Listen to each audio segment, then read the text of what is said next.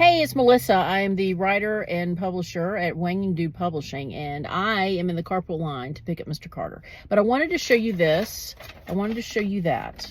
That is a number through 100. Now, the reason I'm showing you this is because you see where the highlights are. First of all, I don't have 100 chapters in my book, okay? So, but this is the best way that I have known to complete a project. I'm a visual learner, plus I'm also a visual, I need to see my, what's the word I'm looking for? I need to see my targets. I need to see my goals. And so I do vision boarded the whole thing. And so that is what this is. So the highlighted numbers are the chapters I've completed and uploaded to Audible. And the ones that are empty are the ones that I have yet to do. And so I do not have 100 chapters, like I said. Don't get scared. I have 56 though, but they're small. It's easily digestible. So that's what I'm doing is I am finishing. My hair was in a ponytail all day, so there you go. But I am finishing the audiobook.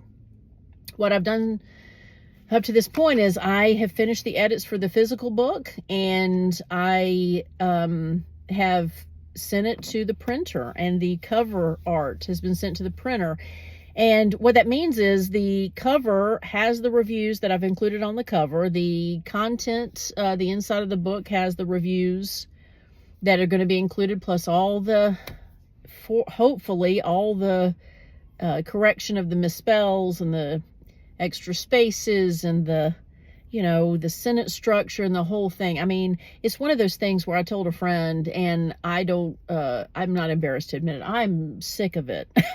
I'm sick of it at this point. And I think that's, you know, that's something I learned in morning radio. I remember Bert in particular saying if there was something we got sick of talking about, that was just when the listeners were paying attention to it.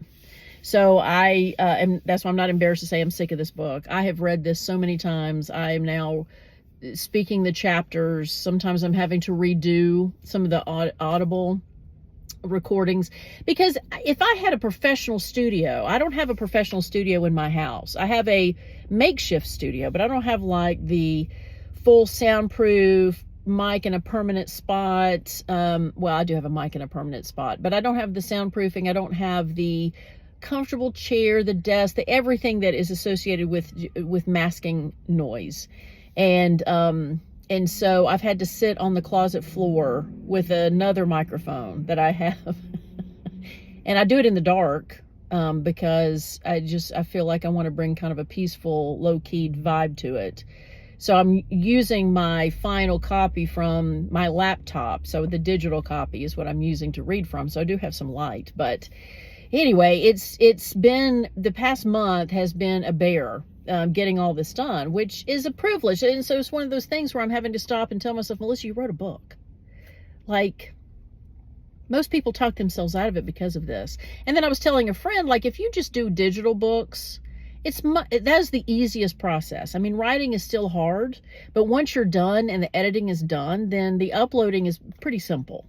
But since I'm doing physical and audio plus the digital book, you know, I set my goals high and I got ambitious. And so I'm kind of paying for it at the moment, but I'm proud of the product. I mean, even though I'm sick of it, at the end of it, as I'm reading it, I'm proud of it. Like, I've posted, you know, the video of me doing certain chapters, and especially the chapter about mom dying was tough. And, you know, I'm leaving some of those voice cracks and some of those breakdowns in it. Nothing over, not too dramatic. I mean, again, everything is about being authentic. And so you'll kind of, you know, if you get the audiobook, you'll kind of hear, oh, I think she broke down there.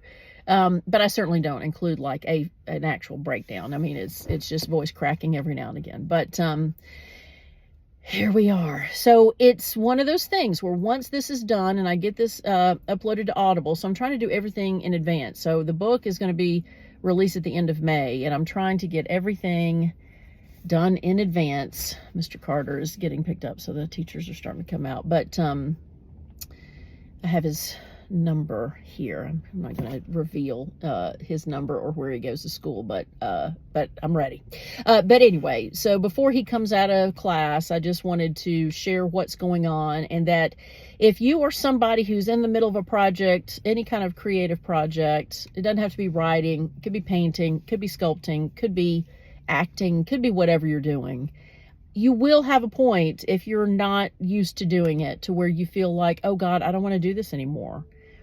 Don't misinterpret that from being that you shouldn't be doing it or that you've lost your passion for it. That's not it. It's just, you get tired.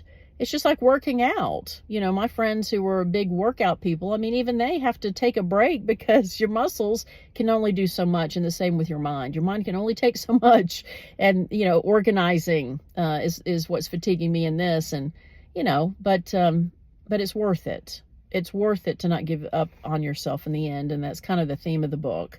So the book's coming out in May, getting all this done ahead of time, hoping that I can get some kind of pre-sale going, but if not, at least I'll have everything in order and actually ready to go by Mom's birthday, which is May 26th. And so that, and Death Day, she died on her birthday, which I talk about in the book, and so that's the day that I plan on releasing my book in honor of her. So I'm trying. I'm on a deadline. Hopefully I can do it. And thank you so much for following along. There's plenty of ways to support the book down below. The best way to support the book is just to buy it when it comes out. And so I hope you'll consider doing that. Otherwise, I hope you have a great day, and we'll see you next time. Bye-bye.